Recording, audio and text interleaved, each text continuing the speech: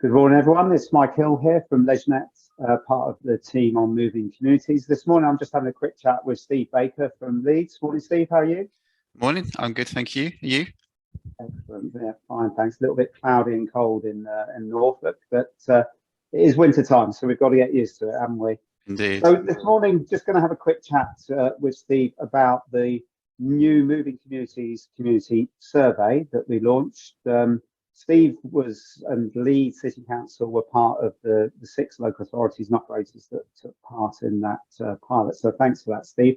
So for those people that don't know, do you want to just do a quick introduction and explain your role at Leeds? Yeah, sure. So I'm Steve Baker. I am the head of Active Leeds for the Leeds City Council. So that is kind of overseeing the 17 leisure centres in Leeds, as well as our kind of community kind of team, development team, who are out there working in these kind of communities, really out in our priority neighbourhoods for Leeds, that we kind of really drive community kind of development with the other services within Leeds. So we do that as a combined effort, working as a team in Leeds. Excellent. Okay, thanks for that, Steve. So let's move straight on to this Moving Communities community survey. First of all, before we talk about the survey itself, I'm just interested how important you think it is for your team, the council, to consult with and understand the views of the wider community. And I guess I'm particularly interested in your views on the inactive and those people that don't use the traditional leisure centres. Yeah, as we know, in terms of the kind of communities that do use the leisure centres, it's only a small number of people when you're talking about the global kind of picture in Leeds. So, that's just a small fraction of people. There's a lot more other people that we kind of need to get active and understand that side of things.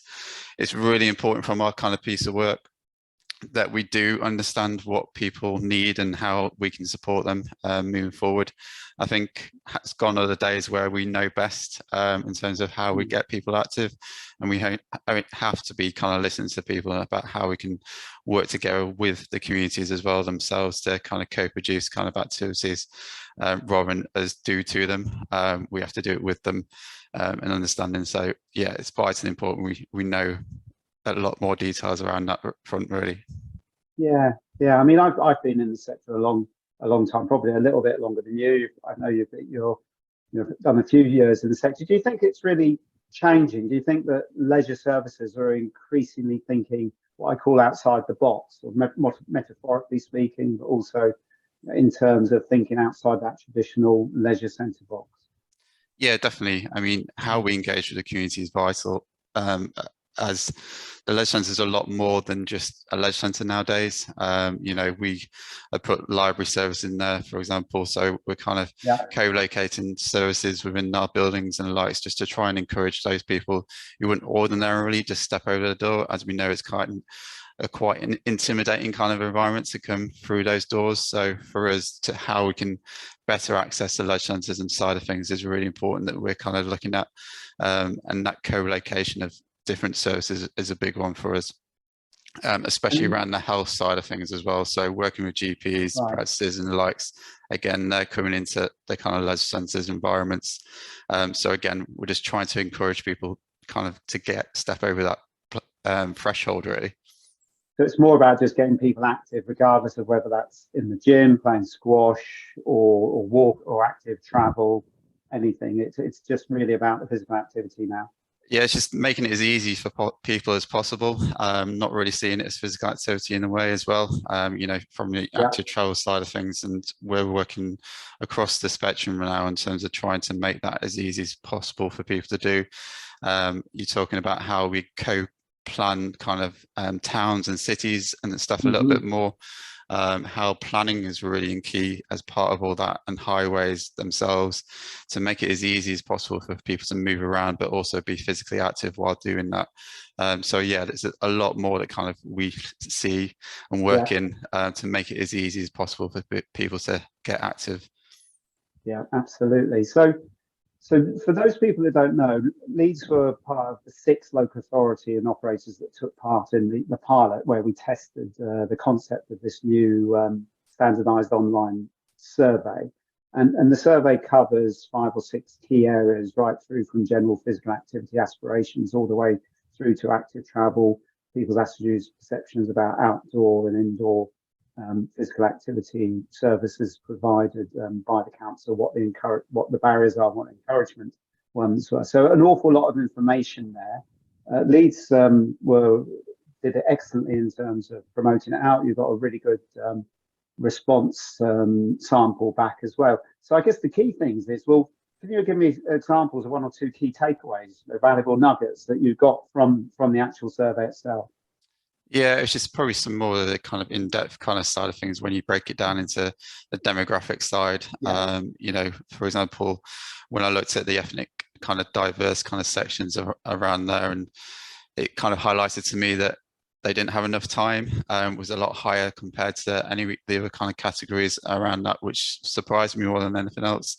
But also the resource side of things, that was a lot higher for the kind of ethnically diverse and people with long-term health conditions as well. So again, it just highlights those kind of elements in a bit more detail than probably what you probably know it yourself, but it's just good to kind of then see how that compares with different age groups, different genders, and alikes as well. So you can really kind of drive down into the detail side of things and pull out all that information, which then helps you obviously moving forward. No, it's interesting that one of the key benefits of this service going forward is that we're going to establish national benchmarks. So Leeds, for example, will be able to compare your results nationally against similar looking authorities. But the other thing that I think is really interesting is because we are asking those key demographic questions around age, gender, ethnicity, long-term health conditions. And as if you get a big enough sample as you guys did, then you can start pulling out the nuances in terms of encouragement, barrier factors and barrier factors between age, gender, and diversity. And I guess it just shows that there's not a one size fits all in terms of getting people active, is there? No, definitely not. I mean, again, we probably know that ourselves, but you know, it does need a lot more kind of work on those elements and understanding that kind of detailed side of things to properly understand the barriers. And that's where, you know, co-producing kind of activities and developments with the kind of communities themselves is so vitally important, because one thing you could do with one group was totally different to the next group. So you can't necessarily just replicate that side of things. And it really has to be understanding specific to that kind of group of people that you're kind of trying to encourage to kind of get active. So yeah, understanding that in a lot more detail than probably what we ever have done before is really kind of useful. We all know that the benefits of physical activity, everyone kind of knows that. It isn't about lack of motivation and likes, it's more about that capability. But those capabilities are very different from one group to the next group. So again, we've got to properly understand that, and we can only do that by listening to people. Absolutely, absolutely. So let's just talk a little bit about the process. So again, for those people who aren't familiar, this is a standardized online survey which people access via a link, and that link can be either a live link in an email, or it can be a QR code which can be advertised on posters in libraries and things like that. Can you just share with us how easy you found that process and the sort of things that you did to make sure that it was promoted well? Yeah, the process itself was fairly straightforward. Like you say, it's kind of a link or a QR code and like, so it allowed us to kind of work with different groups, get it out there in terms of our different organizations that we kind of work with, just to understand that and kind of broader spectrum. So for example, we used our kind of housing team to kind of get it out there. We used our communities team. We used kind of any kind of method that we could from a council perspective in terms of all their links and different groups that they kind of work with. So they are established kind of groups that we've got in terms of consultation wise, but again, it's kind of useful to kind of get it out as wide reaching as possible. So yeah, it's fairly straightforward. Obviously social media is a platform for us as well, but we're very conscious that it wasn't just our social media, it's education's and everyone else's as well, a part of that, because ultimately if it was just ours, then it would just be reaching the same people that we normally do. So yeah, just getting that far reaching kind of element for us. Yeah, and I think it's interesting that with one or two of the local authorities in the pilot, they went down the relatively easy route of sending it to their database of users and members. And they ended up with 25, 30% of the responses coming from active users of the leisure centres, which isn't what we want. I think yours was much lower and in line with what we would expect, around 10, 15% of the population, perhaps, regularly using the leisure centres. So that shows that that you did that process very well in terms of reaching that wider community. Okay, so that's excellent. I guess the key thing, has it informed any strategy decision-making processes now or going forward? How can you see it fitting into the rest of the insight and intelligence that you have? Yeah, it's definitely kind of fits and helps that kind of insight that we already have got. I mean, for example, we've been working very closely with Leeds Beckett University over kind of recent months to try and understand this kind of side of things in a little bit more detail in terms of how we work moving forward.